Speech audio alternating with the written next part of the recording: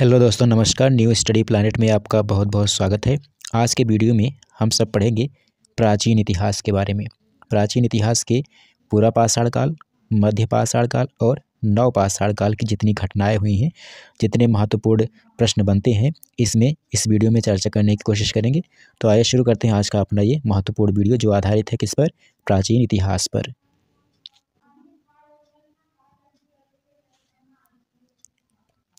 दोस्तों, सबसे पहला प्रश्न लेते हैं, पाषाण काल को कितने भागों में बांटा गया है? आप सब जानते हैं 3 भागों में बांटा गया है। कौन कौन सा? पूरा पाषाण काल, मध्य पाषाण काल और नव पाषाण काल। ठीक है, अब इन तीनों कालों की जो महत्वपूर्ण विशेषताएं हैं उनके बारे में चर्चा कर लेते हैं।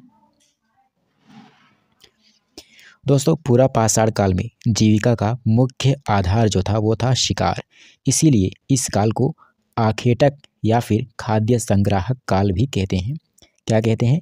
आखेटक तथा खाद्य संग्राहक काल भी कहा जाता है। किसको? पूरा पाषाण काल को। आधुनिक मानव को होमो सेपियन कहा जाता है, सबको पता होगा। मानव द्वारा प्रथम पालतू पशु पूछा जाता है। मानव द्वारा प्रथम पालतू पशु कौन था? तो वो था कुत्ता, जिसे मध्य पाषाण काल में पालतू बनाया गया था। किस काल में? मध्य पाषाण काल में। आग की जानकारी मानव को कब हुई थी? आग की जानकारी यानी अग्नि की जानकारी मानव को पूरा पाषाण काल से ही थी, परंतु इसका प्रयोग जो है वो कब से हुआ? नव पाषाण काल से। 2 प्रश्न यहाँ पे बन रहे हैं। आग की जानकारी कब हुई थी? तो उत्तर हो जाएगा पूरा पाषाण काल। और इसका प्रयोग कब प्रारंभ हुआ था? तो हो जाएगा नव पाषाण काल। ठीक है, कंफ्यूज नहीं होना है। नव पाषाण काल से मानव ने कृषि कार्य प्रारंभ किया। ये भी पूछा जाता है कि मानव ने कृषि कार्य कब से प्रारंभ किया या फिर किस काल से प्रारंभ किया। तो याद रखिए, नव पाषाण काल से मानव ने कृषि कार्य प्रारंभ किया, जिससे उसमें अस्थायी निवास की प्रवृत्ति विकसित हुई। पहले कैसा जीवन था? खानाबदोश का, इधर उधर घूमते रहते थे और शिकार करके अपना पेट भरते थे। जब उनको कृषि की जानकारी हुई तो इन्होंने अस्थायी निवास की प्रवृत्ति अपने आप में विकसित कर ली। उसके बाद है, भारत में पाषाणकालीन सभ्यता का अनुसंधान सबसे पहले रॉबर्ट ब्रूस फुट ने 1863 में प्रारंभ किया था। ये भी आप याद रखिएगा।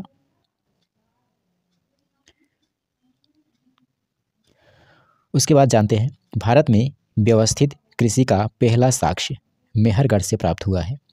ये भी बहुत महत्वपूर्ण क्वेश्चन है। भारत में व्यवस्थित कृषि का पहला साक्ष्य कहाँ से प्राप्त हुआ है? मेहरगढ़ से।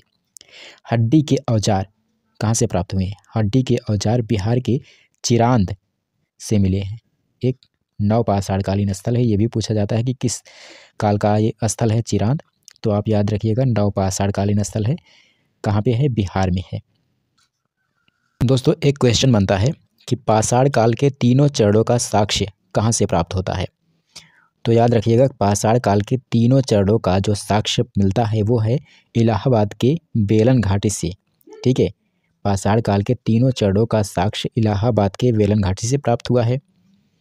उसके बाद तांबा धातु का ज्ञान मानव को सबसे पहले हुआ था। ये भी पूछा जाता है कि मानव को सबसे पहले किस धातु का ज्ञान हुआ था? तो याद रखिएगा, कौन सी धातु? तांबा।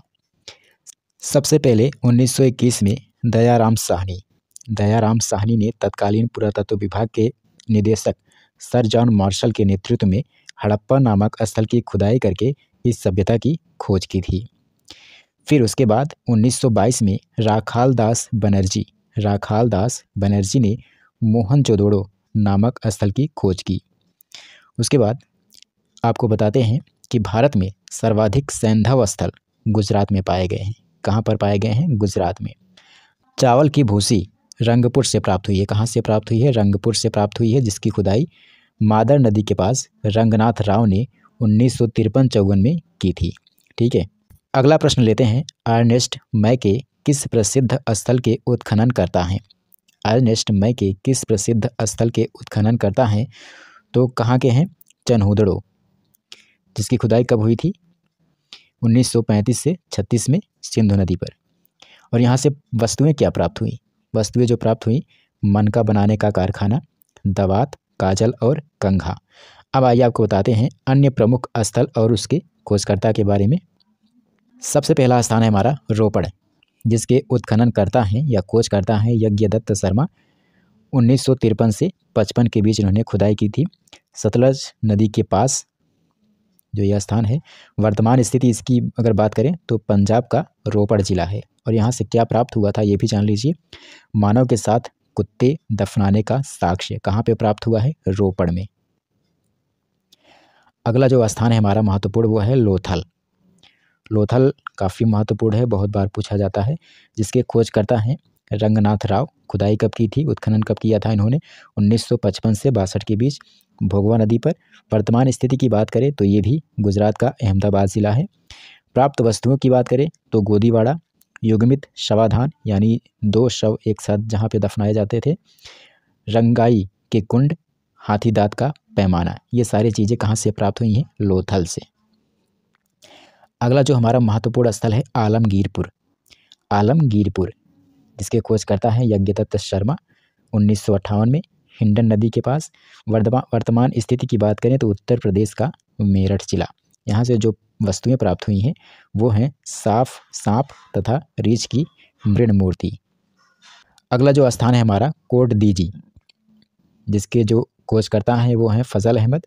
1955 सिंधु नदी पर। वर्तमान स्थिति की बात करें तो सिंध प्रांत का खैरपुर स्थान। और प्राप्त वस्तुओं की बात करें तो पत्थर के वाड़ाग्र यहाँ से प्राप्त हुए हैं। कहाँ से? कोटदीजी से।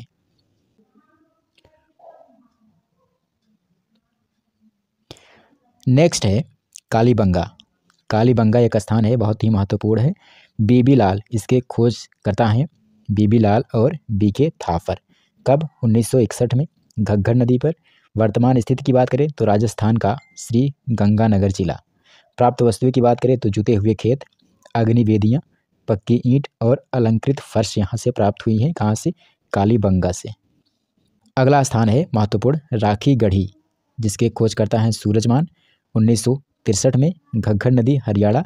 और प्राप्त वस्तुएं जो हैं यहाँ पे भारत में स्थित इस सभ्यता का सबसे बड़ा स्थल जो प्राप्त हुआ है वो राखी गढ़ी से प्राप्त हुआ है। उसके बाद है बनावली। बनावली की खोज किसने की थी? रविंद्र सिंह बिष्ट ने 1973-74 में सरस्वती नदी के पास। वर्तमान स्थिति की बात करें तो हरियाणा का हिसार जिला। और कौन कौन सी वस्तुएं प्राप्त हुई हैं?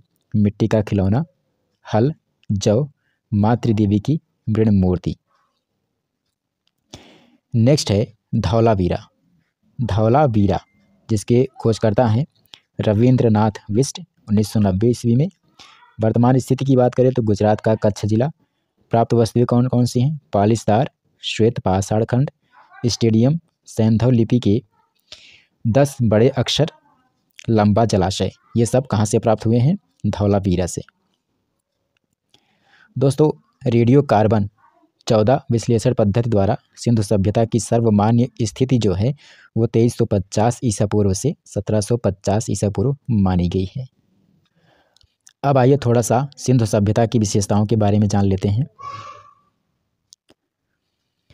दोस्तों सिंधु घाटी सभ्यता या हड़प्पा सभ्यता कांस्य युगीन सभ्यता थी। मोहनजोदड़ो का अर्थ क्या होता है ये भी पूछा जाता है। मोहनजोदड़ो का अर्थ होता है मृतकों का टीला। अगला है हड़प्पा सभ्यता की महत्वपूर्ण विशेषता नगर निर्माण योजना थी। एक अच्छी सुव्यवस्थित जल निकास प्रणाली इस सभ्यता के नगर निर्माण की प्रमुख विशेषता थी। हड़प्पा सभ्यता का समाज कैसा था? हड़प्पा सभ्यता का समाज जो था वो मातृसत्तात्मक था। कृषि तथा पशुपालन के अलावा उद्योग एवं व्यापार भी अर्थव्यवस्था के मुख्य आधार थे। विश्व में सबसे पहले यहीं के लोगों ने कपास की खेती शुरू की थी। ये भी महत्वपूर्ण है, इम्पॉर्टेंट है। विश्व में सर्वप्रथम यहीं के लोगों ने कपास की खेती प्रारंभ की थी। कृषि ही इनके आर्थिक जीवन का मुख्य आधार हुआ करता था। माप तौल की इकाई संभवतः 16 के अनुपात में थी। प्रशासन वणिक वर्ग द्वारा चलाया जाता था। इस सभ्यता में मातृदेवी की उपासना का प्रमुख स्थान था। साथ ही पशुपति, लिंग, योनि, वृक्षों एवं पशुओं की भी पूजा की जाती थी।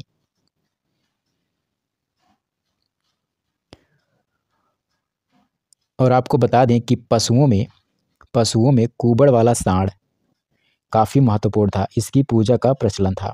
इस काल में मंदिरों के अवशेष नहीं मिले हैं कहीं पर भी। ये भी ध्यान देने वाली बात है कि इस काल में मंदिरों के अवशेष कहीं पर भी नहीं मिले हैं। इस सभ्यता के लोग मिट्टी के बर्तन बनाने, मुहर बनाने और मूर्ति बनाने में बहुत ही ज़्यादा दक्ष थे, यानी प्रवीण थे। मुहरें प्रायः सेलखड़ी की बनी हुई थी। इस सभ्यता में शवों को दफनाने और जलाने की प्रथा दोनों व्याप्त थी। हड़प्पा की लिपि भाव चित्रात्मक है। यह लिपि प्रथम पंक्ति में दाएं से बाएं और दूसरी पंक्ति में बाएं से दाएं लिखी जाती है। इस लेखन पद्धति को ब्रुस्टो फेदम कहा गया है, जिसे अब तक पढ़ा नहीं जा सका है। ठीक है, तो इस वीडियो में फ़िलहाल इतना ही दोस्तों। अगले वीडियो में एक नए टॉपिक के साथ आपके सामने हाजिर होंगे। तब तक के लिए नमस्कार। और हाँ, अगर चैनल पर नए हैं तो चैनल को सब्सक्राइब कीजिए और वीडियो को शेयर करना मत भूलिएगा।